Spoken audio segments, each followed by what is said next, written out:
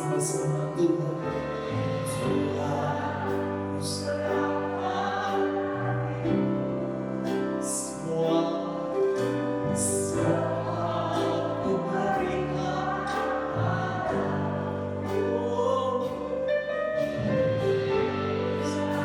Hingga kudus selalu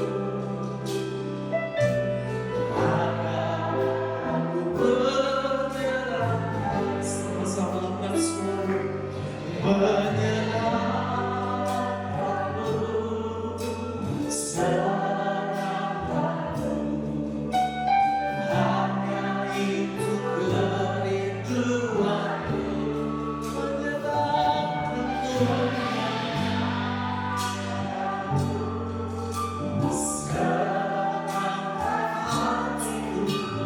Hanya itu kerinduanku.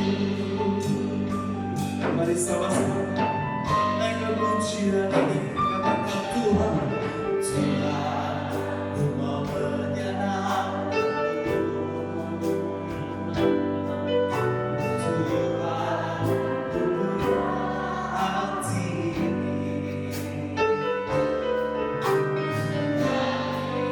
Berjalan untuk hormat-Mu,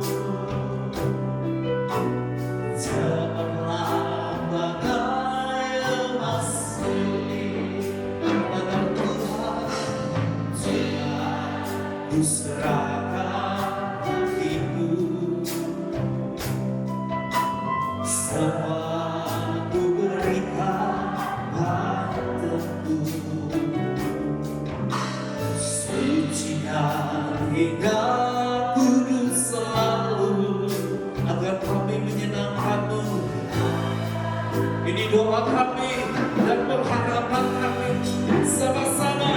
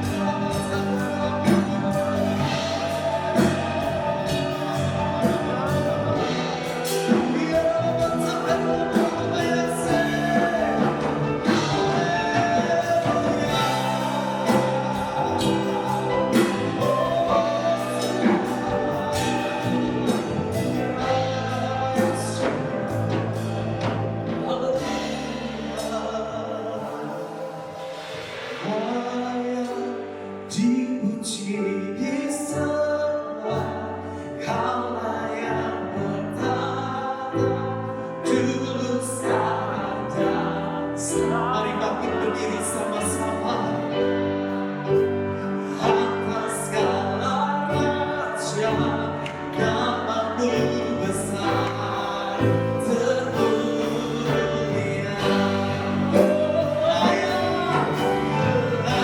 Layak dipuji disembah, layak bertata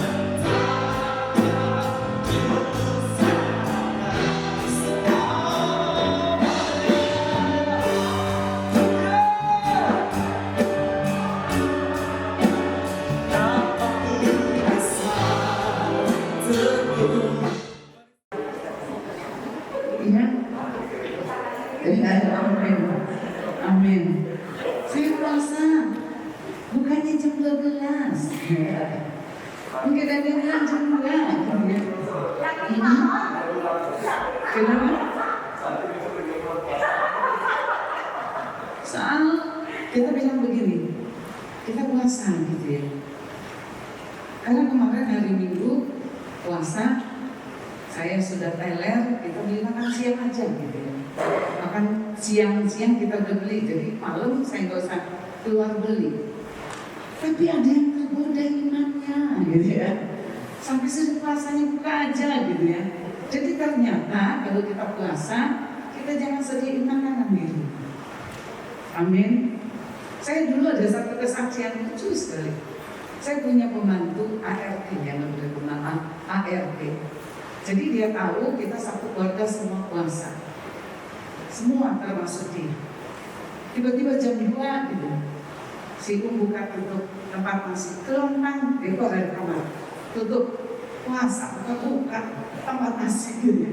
Suami saya tutup lagi. Kemudian dia masuk. Gak lama lagi, kira-kira jam 3:30, 4. Dia ngomong lagi, dia bisa keluar ART saya. Tutup Pak, masih belum buka, cantik nggak boleh buka. Jadi saya bilang satu pelajaran lah untuk kita. Puasa adalah momentum kita sama Tuhan biar kita mengalami kemenangan demi kemenangan. Amin. Ada kemenangan yang Tuhan kerjakan. Caranya seperti apa? Kita nggak tahu. Saya ingat sekali ketika Tuhan berbicara ini, aku akan kasih kamu gereja dan bukan ruko. Yang saya tahu cuma janji Tuhan. Pelaksanaannya saya nggak tahu. Caranya saya nggak tahu. Tapi yang saya tahu, janji Tuhan tidak pernah bohong. Amin. Janji Tuhan itu nggak pernah berubah, saudara. Ya, janji Tuhan. Ya dan amin. Kita belajar sama-sama hari ini berbicara tentang pelayanan. Setiap orang Kristen adalah pelayan, ya. Setiap orang Kristen itu adalah pelayan, saudara. Di dalam Efesus, coba kita buka. Di dalam Efesus 2 ayat yang ke-10. Kita buka Efesus 2 ayat yang ke-10. Karena kita ini buatan Allah, diciptakan dalam Kristus Yesus untuk melakukan pekerjaan baik yang disiapkan Allah sebelumnya, yang mau supaya kita hidup di dalamnya. Saya ulangi sekali lagi, karena kita ini buatan Allah, diciptakan dalam Kristus Yesus untuk melakukan pekerjaan baik yang dipersiapkan Allah sebelumnya, yang mau supaya kita hidup di dalamnya. Jadi saya mau katakan seperti ini, saudara. Rencana Allah menciptakan manusia adalah melakukan pekerjaan baik. Saudara garis bawah. Jadi dia katakan gini, rencana Allah menciptakan manusia, dia katakan apa? Untuk kita melakukan pekerjaan yang baik. Jadi bukan pekerjaan yang jahat, bukan pekerjaan yang cemar, yang membuat cemar, kemudian pekerjaan yang bukan tidak berkenan kepada Allah. Karena kita tahu pekerjaan baik ini sudah disiapkan Allah secara khusus bagi saudara dan saya. Jadi saya mau katakan kita harus ucap syukur ada pekerjaan baik. Saya kenal Santi ketika dia masih belum menikah, saudara. Dia kurus. Dia sama lihat, rasanya seliak, kurang lebih seliak, dia kurus, saudara. Dan saya kenal anak ini. Kita waktu, kenapa saudara kok waktu saya bilang dia kurus, saudara ketawa. nggak percaya. Oke, dibahas terus ya sama. Nggak percaya saya. Oke, dibahas ya. Tapi dibahas, ya. Nggak ada foto hoax. Jadi bukan saya nggak percaya, saya percaya gitu ya. Itu sekali. Jadi ikut pelayanan saya ke Kalimantan, itu masuk ke daerah Pontianak, kemudian masuk lagi ke pedalaman. Waktu kita masuk pelayanan ke Kalimantan, saya ingat sekali. Dia tanya saya gini, Tante itu, ya, saya mau ngomong tentang pekerjaan yang baik, ya. Dia tanya saya, Tante masak kaki babi itu sama kacang merah enak sekali. Gimana buatnya? Saya kasih tahu dia buatnya seperti ini. Dia tidak tahu. Kemudian pulang, rupanya dia buat kaki babi. Dia nggak tanya saya takarannya berapa. Jadi dia bikin tuh kaki babi. Saudara tahu, pala itu sekepel. Kemudian saudara tahu itu apa namanya cengkeh yang sekepel. Saudara bayangin sekepel. Jadi waktu orang makan dia bilang ini makan jamu atau makan kaki babi gitu ya. Yang bahaya dari anak ini, resep dari tante Lina. Resep itu dari tante Lina. Resepnya salah kan? Tapi dia nggak tanya timbangannya berapa, ya. Tapi saya percaya hari ini pekerjaan baik yang tadinya dia salah bikin kaki babi rasa obat, hari ini dia menjadi catering yang cukup terpandang di Bandar Lampung. Tangan dan berbelan. Amin. Cukup terpandang dan harus saudara. Ya, ini mesti percaya, jangan nggak percaya lagi. Percaya ya. Jadi ada perbuatan baik yang Tuhan persiapkan kita, saudara dan saya dari mulai kandung. Artinya apa? Tuhan menaruhkan bakat, Tuhan menaruhkan karunia sebagai kita ini sebagai orang yang bisa memberikan kontribusi bagi sesama kita. Dia kasih kita bakat, kemudian dia kasih kita karunia. Untuk apa? Bukan untuk disimpan, ditaruh, enggak. Tapi dia kasih kita bakat. Ya. Jangan kita bilang kita dikasih bakat menyanyi. Tapi saudara nggak mau pakai. Saudara cuma nyanyi, menghibur, cuma di kamar mandi saja. Nggak ada kontribusi untuk orang lain. Tapi ketika Tuhan kasih kita bakat, ya, kalau Tuhan kasih kita bakat menyanyi, kita jangan coba-coba untuk bakat yang lain. Ya, dikasih menyanyi, tapi kepengennya kita apa? Khotbah. Saya punya kakak rohani. Jadi dia punya suami, itu suami yang paling kritik nomor 1 untuk istrinya. Istrinya pengkhotbah terbaik. Ya. Kemudian waktu selalu kalau dia khotbah, selalu dia katakan, kamu ini salah, ini mesti begini, gitu ya. Istrinya kalau khotbah nggak pernah betul. Sampai satu kali istrinya bilang gini, kesempatan aku kasih kamu khotbah. Kemudian suaminya khotbah. Saudara tahu 1,5 jam nggak bisa berhenti. Dia nggak bisa nutup, saudara. Sampai tutup nggak bisa tutup, terus nggak bisa tutup. Sampai akhirnya istrinya tahu, suaminya nggak bisa nutup khotbah. Kemudian dia naik memberikan pujian penyembahan. Jadi saya katakan ini ya, masing-masing kita sudah ada bakat, masing-masing kita sudah dikasih karunia. Kalau karunia kita menyanyi, pakailah karunia kita menyanyi. Kalau Tuhan kasih kita sebagai penginjil, pakailah kita sebagai penginjil. Kalau Tuhan pakai kita sebagai tukang masak, pakailah tukang masak yang beri makan, pengkhotbah, kemudian penginjil, kemudian para pelayan Tuhan yang mengerti, katakan amin. Sampai bilang gua nggak ngerti, oke. Ya, jadi saya katakan itu bisa lihat seperti itu. Jadi dikatakan masing-masing kita diberikan bakat, kemudian diberikan karunia. Saya dikasih bakat untuk bikin apa? Bakso. Saya nggak dikasih bakat bikin bakso, melihat resep sama semua. Waktu saya pencet cemet, akhirnya saya buat. Karena nggak ada karunia di situ. Ya, saya bukan karunia untuk menjahit, saudara. Jadi kalau anak-anak bilang, "Mah, ini somannya lepas, mama tolong somin." Saudara tahu, saya kalau mesum segede-gede gini. Mama ini nggak Jadi masing-masing Tuhan kasih talenta, Tuhan kasih karunia. Pakai talentamu, pakai karuniamu untuk untuk berbagi kepada sesama kita. Dan kita berbagi satu dengan yang lain. Kita bisa lihat kembali tugas pelayanan Tuhan itu tugasnya apa sih? Saya mau gitu. Esensi pelayan itu apa? Saya mulai mikir gitu. Esensi pelayan itu apa sih? Satu, pelayan itu adalah orang yang menceritakan kesaksian hidupnya kepada orang lain. Ya, itu pelayan. Esensi pelayan itu pasti, pelayan itu apa sih? Pelayan itu orang yang memberi. Kemudian esensi apa lagi sih yang disebut dengan pelayan? Pelayan, orang yang belajar dan terus mau belajar. Kemudian esensi lagi apa lagi sih pelayan, saudara?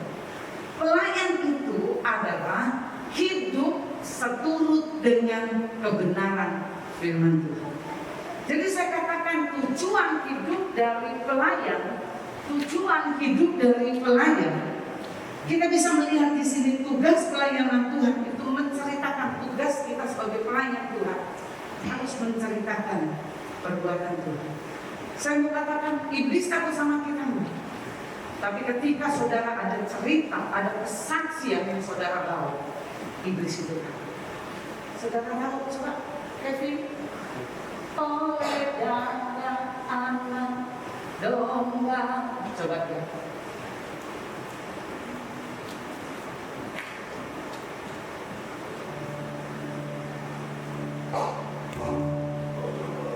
Darah anak domba, oleh apa? Oleh kesaksian kita. Saya katakan iblis takut ketika saudara punya kesaksian. Iblis itu gemetar ketika saudara bisa menceritakan perbuatan Tuhan di dalam hidup saudara. Saya mau katakan iblis nggak gemetar saudara ketika saudara berbicara tentang firman. Saudara tengking.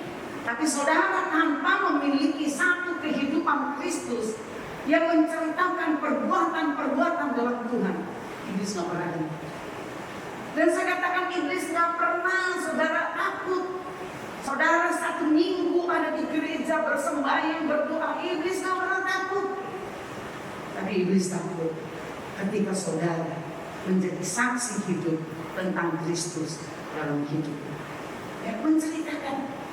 Ada satu perbuatan Tuhan, kita nggak perlu ngomong, ya, kita nggak perlu bicara apa-apa, tapi orang lihat ada sesuatu yang berbeda dalam hidup saudara dan saya.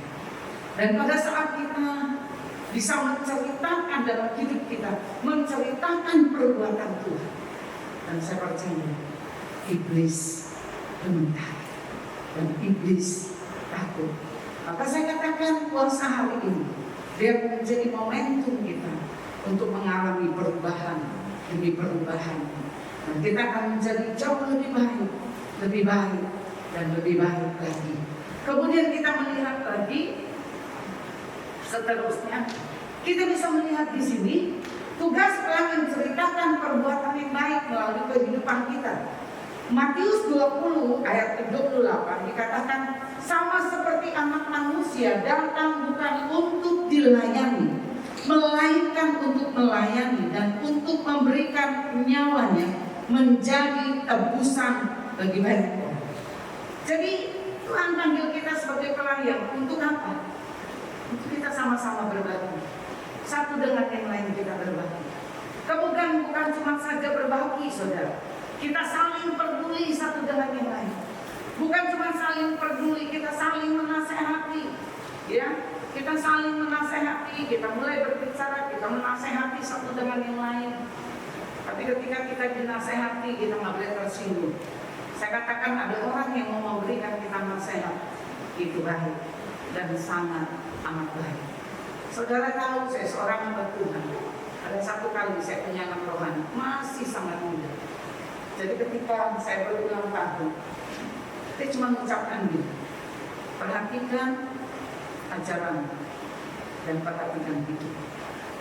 Itu adalah satu cambuk untuk saya. Sampai hari ini saya selalu ingat apa yang dikatakan Nabi. Saya harus perhatikan apa yang saya baca. Saya harus perhatikan apa cara hidup saya harus perhatikan. Supaya apa? Perbuatan Tuhan yang baik yang ditaruh di dalam hidup kita bisa berbagi kepada orang lain. Kemudian ada dua hal yang kita perhatikan di dalam pelayanan, ada dua hal. Yang pertama, manfaat dari pelayanan Tuhan yang pertama. Ibrani 6 ayat yang ke-10. Sebab Allah bahkan tidak adil, sehingga Ia lupa akan pekerjaanmu yang kamu tunjukkan terhadap namanya oleh pelayanan kamu kepada orang-orang kudus yang masih kamu lakukan sampai hari ini.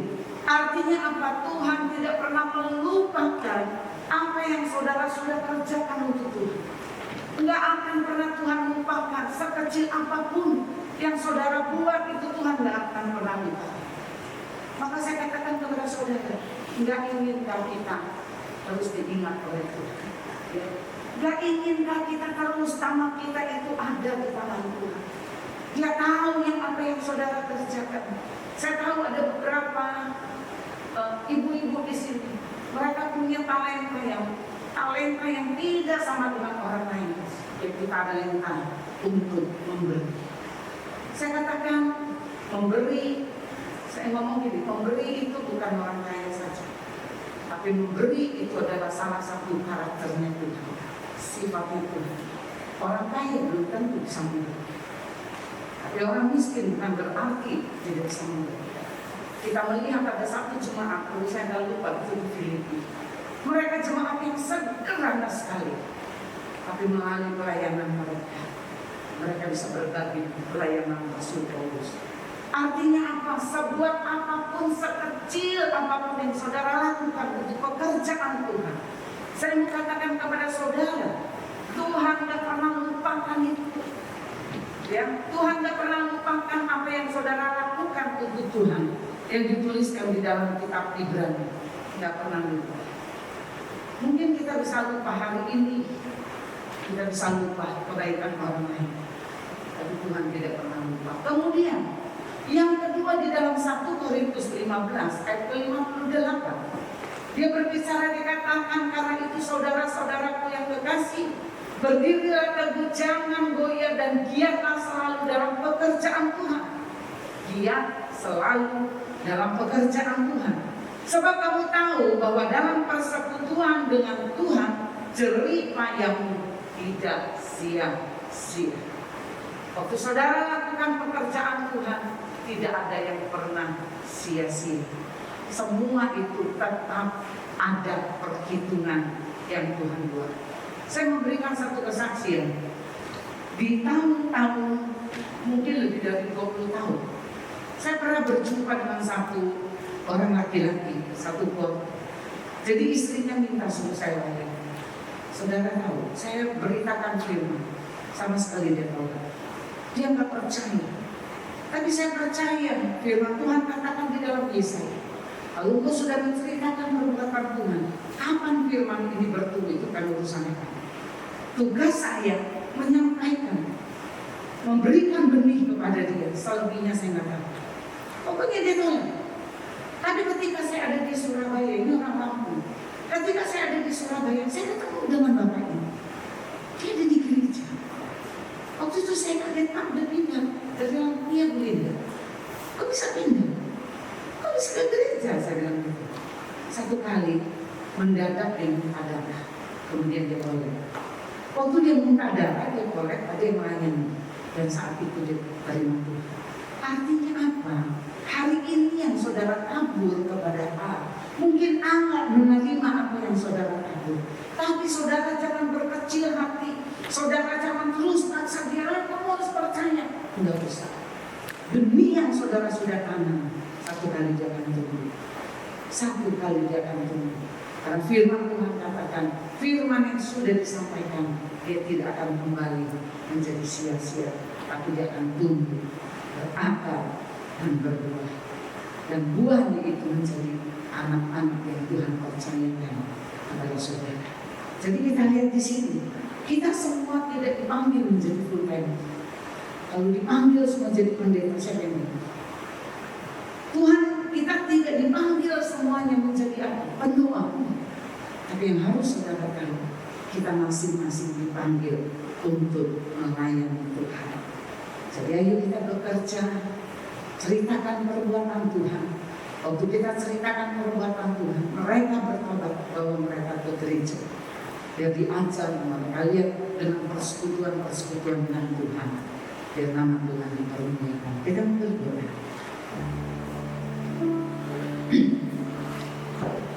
Dia bukan jalan saat tiada jalan, dengan cara yang ajaib dibukanya jalanku yang menuntunku dan memeluk diriku dengan kasih dan kuasanya. Dia bukan jalan, dia bukan jalan, katakan dia bukan jalan. Dia bukan jalan, saat tiada jalan, dengan cara yang ajaib dibukanya jalanku yang menuntunku dan memeluk diriku dengan kasih dan kuasanya. Dia bukan jalan, dia bukan jalan. Kami tahu Tuhan esensi dari pelayan Tuhan. Kami menceritakan perbuatan-perbuatan Tuhan yang besar melalui hidup kami, melalui gaya hidup kami, yaitu gaya hidup kerajaan surga, di mana orang melihat bahwa ada perbuatan baik yang sudah Engkau tulis masih dalam kandungan hidup kami. Oleh karena itu Tuhan, pada hari ini biar kami menjadi pelayan yang takut akan Tuhan. Karena seperti kita Roma katakan, Roma 14 katakan bahwa firman Tuhan katakan apapun yang kami lakukan, apapun yang kami perbuat, satu kali kami akan bertanggung jawabkan di hadapan-Mu. Oleh karena itu Tuhan, tuntun kami Tuhan, tuntun kami sampai kami boleh menyelesaikan Tuhan tugas tanggung jawab kami, dan kami boleh menang. Dan ingatkan kami yang hadir di tempat ini, Tuhan memanggil kami menjadi pelayan di dalam rumah tangga, pelayan di dalam pekerjaan, pelayanan di dalam sosial keliling kami. Tuhan, Engkau tuntun kami. Terima kasih. Hanya dalam nama Tuhan Yesus kami berdoa. Sama-sama katakan amin. Tepuk tangan untuk Tuhan. Besok kita masuk puasa yang ketiga. Yang tetap berpuasa, tetap ibadah di tempat ini. Jam 6:30 kita mulai alur. 6:30. Tuhan memberkati.